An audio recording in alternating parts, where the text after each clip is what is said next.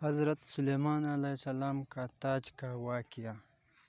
ایک بار حضرت سلیمان علیہ السلام نے آئینہ کے سامنے اپنا تاج سر پر رکھا تو وہ تاج ٹیڑھا ہو گیا۔ آپ نے سیدھا کیا تو وہ پھر ٹیڑھا ہو گیا۔ اس طرح 3 بار سیدھا کیا اور تاج تینوں بار ٹیڑھا ہو گیا۔ بس آپ غلبہ خوف الہی سے سجدے میں رونے لگے اور استغفار کرنے لگے۔ اس کے بعد پھر تاج رکھا تو وہ ٹیڑھا نہ ہوا۔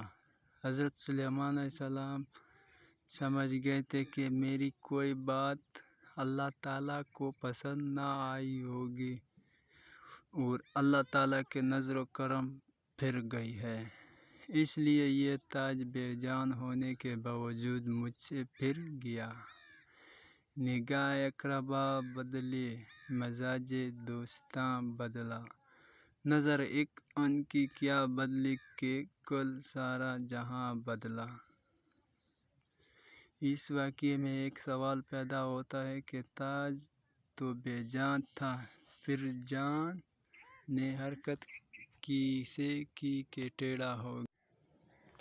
مولانا نے اپنے شعر میں اسی سوال کا جواب دیا ہے کہ مٹی اور ہوا، پانی اور آگ یہ عناصر اربعہ کہلاتے ہیں اور انہیں سے اشیاء کی تعمیر اور تخلیق ہوتی ہے۔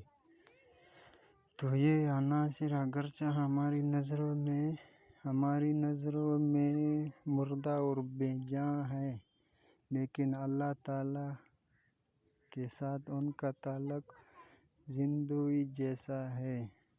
یہ تمام جمادات اور نباتات امر الہی کو سمجھتے ہیں اور حکم سنتے ہی فوراً تعمیل حکم بجلاتے ہیں۔